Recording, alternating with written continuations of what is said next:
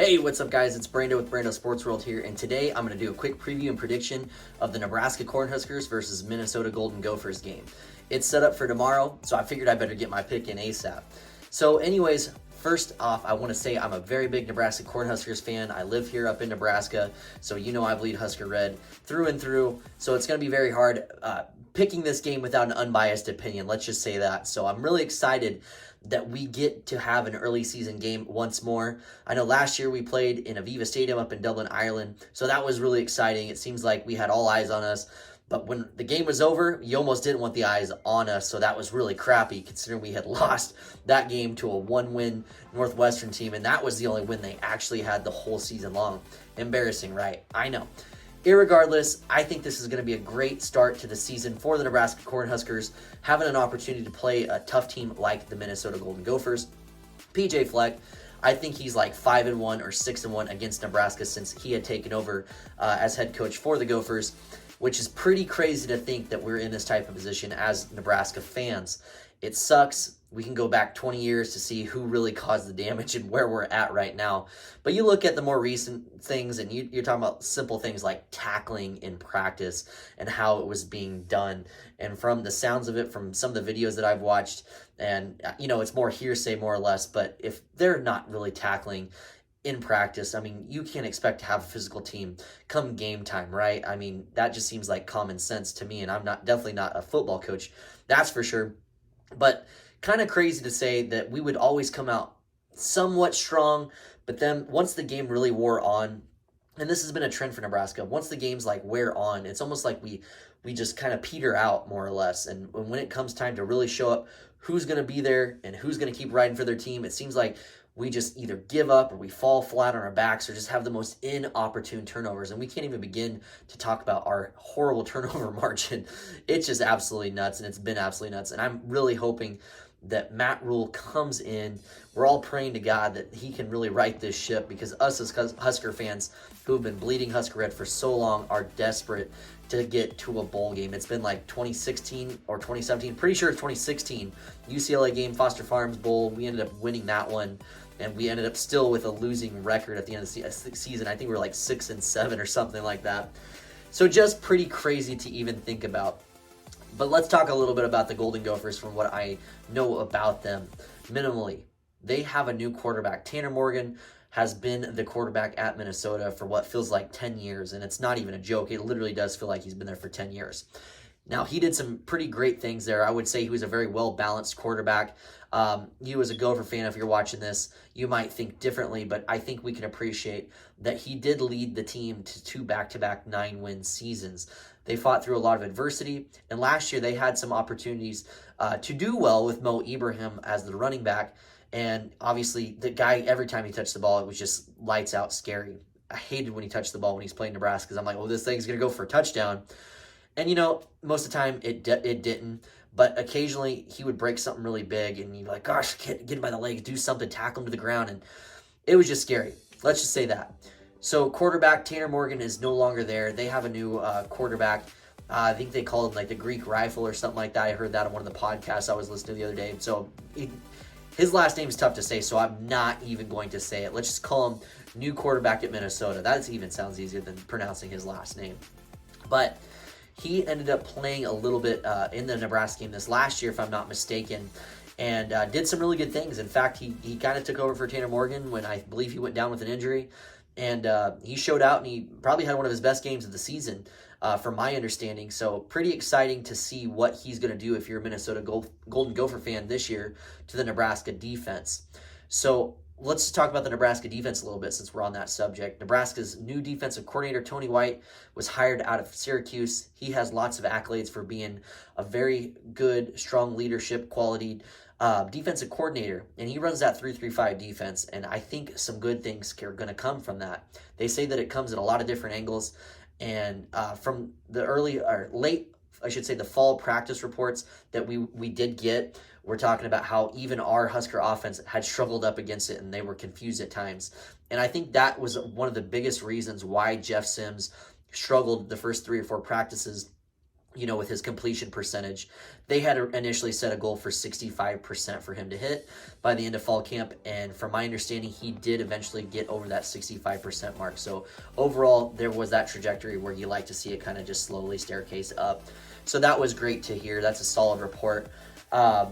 Running back by committee, it sounds like Gabe Ervin is our starting running back, Really excited to see what he can do. I know he's been lagged with injuries over the last couple seasons.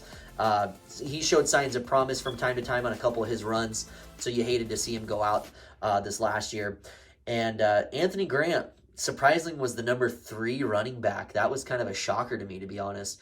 But it sounds like he's had a strong case of the fumbleitis, which if you don't hold on to the ball, why on earth would they want to put you on the field? I mean, you're going to jeopardize a team that has already had so many turnover issues in the past. This is not something to be messing around with anymore. So if you can't hold on to the ball, then you probably shouldn't be seeing the field. And I'm not saying that to be disrespectful to Mr. Grant, but you got to hold on to the ball. It's easier said than done. I totally get it. And Ramir Johnson, a deservedly number 2 starting spot. The guy was promised to play last year, and you heard all these things out of fall camp this last season that he was going to do really well, and they seen all these bright things happening from him, and the guy can play. He's like lightning in a bottle. When he gets a hole, I mean, he's a home run threat for sure. Even for his size, I think they said he's like 185, 190 maybe. He might not even be that big. I haven't seen any photos of him yet this year, but he might not even be that big. But I tell you what, he runs with his pads, and he gets low, and he will run through some tackles. I mean, he might get a yard or 2 extra just from his extra effort. He's the type of guy that you want on your team for sure. So excited to see what he can do this year. As far as wide receiver goes, for Nebraska, we had Lost Xavier Betts. That was that was kind of a kick to the balls, wasn't it? Kind of a shocker, especially so late in the season, or late into the fall camp when we were just getting ready to start. But mental health is a serious thing for a lot of people. Look at Eric Gilbert. Another tough break for him. I don't know what happened with the waiver or anything like that, but kind of strange case right there to throw away all that potential. But if you're not right in the head mentally, and that's what I'm assuming was going on, just you can have all the talent in the world, but if you don't know how to control what's going on with your emotions and just some of the struggles that the guy's probably been through in his life, then you got to get your mind right before you do anything else. So prayers to him for sure, and his family, and the shop owner as well, for the record. But wide receiver-wise, though, like I said, Lost Xavier Betts. Marcus Washington had lingering injuries. He's expected to play, so I hope he does play, at least sparingly. This is the type of game we need someone that has experience to be in there at a really big time. I know Billy Kemp got the number 1 jersey. His team voted him with the number 1 jersey number. I think that's really cool. It seems like we've always had this great luck with these transfer wide receivers. It's almost kind of like, what do we do with our scholarship receivers, right? We had a couple guys that Frost recruited out of Florida, seems like the last several years, and they just never end up panning out. Or I can name them off the top of my head, but it doesn't necessarily matter. They're not with us any longer. So hopefully guys like Kemp, IGC, Isaiah Garcia, Castaneda can really step up, because we really need to get some production going. And I'd like to see Malachi Coleman. Hopefully they don't burn his red shirt, but if they need him, heck, put him in here. And I think Rule would probably do that. So we'll see what happens at the end of the day. As far as the defense goes, really, really, really excited to see what they do on that defensive line. Ty Robinson and Nash Hotmacher really leading that core of that defense on the defensive line. I hear they're turning men against boys, and they really are becoming those leaders that they need to be. But you want to see Ty Robinson really step up. He's been in the program long enough where he needs to start getting more sacks. I think he's only had a few sacks in his career, 3 or 4 of them. I could be wrong, but it just doesn't seem like he really sticks out when you see a nice tackle or a tackle for loss. You never usually see him up there throwing the bones. Yeah, I did it right. I threw the bones. But you usually don't see him there. And I understand, being on the defensive line, especially in the middle, it's a lot tougher to get to that quarterback. You're not an edge rusher where you can get around the tackles. But, heck, you want to see some uptick in production on that. Edge rushers, really excited what they got coming down the pipeline. You talk about Cameron Lenhart, Prince Wuman Nealon, just some young guys that are going to be absolute studs in this program, and I'm super excited for them. Let's just summarize this, and then we'll kind of make this video a little bit quicker. Really excited for the 3-3-5 defense. I can't wait to see how our linebackers do. Hopefully just coming at all kinds of angles and causing some chaos to a young quarterback who has not had much live game experience. So just something I'm going to be looking out for. And the other thing I'm looking out for is I'm hoping that we actually truly do want to make a commitment to the running game. Let's start early. Let's start often. Run the ball down their damn throats and push it really hard and force them by the end of the third quarter and the beginning of the fourth quarter to really just wear them down. And we'll see from the get-go if they run a ball and they only get 1 yard on the play. You're like, oh, crap. But they have to continue to commit to it. Stick to the game plan with what you guys are planning to do. And if that's what they're planning to do, then do it. Just because it doesn't start out how you want it doesn't mean it can't finish the way you want it. That's some good perspective in my opinion. So I am excited to see how this game goes. It's going to be tough going up against Minnesota on the road.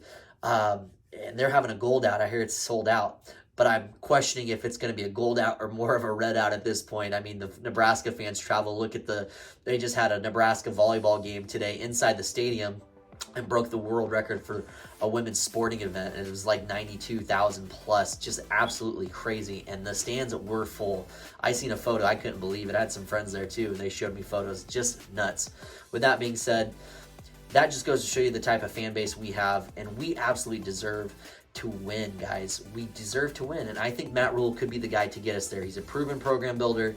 I've seen videos. I love the videos of the look inside. Just really cool to see kind of how the operation's running. And I love Nebraska football. I love Nebraska athletics, and I really hope that good things come from this. And I know you guys do too. So let's hope for an amazing game. No injuries to either side of the teams. And let's play some good football. But absolutely, I hope that the Huskers end up winning it. So I'll give you just a quick prediction based on some things that have happened since fall camp and from my original Nebraska prediction video. Go check that out on my other videos. I made one earlier in the season, this off season. My prediction for this game is tough to say. And again, I'm a little bit biased, but I really genuinely hope we do end up winning this one. So my pre-game prediction, games tomorrow, Nebraska 30, Minnesota 27. That's right. Nebraska pulls off an upset. And you know what? Let's make it even better. It's a walk-off field goal for Tristan Alvano, the state champion kicker who did the same thing for his high school. Wouldn't that be awesome? So you hear great things about Tristan, so hopefully he does kick that. That would be really cool. So anyways, guys, that's my prediction. Nebraska 30, Minnesota 27.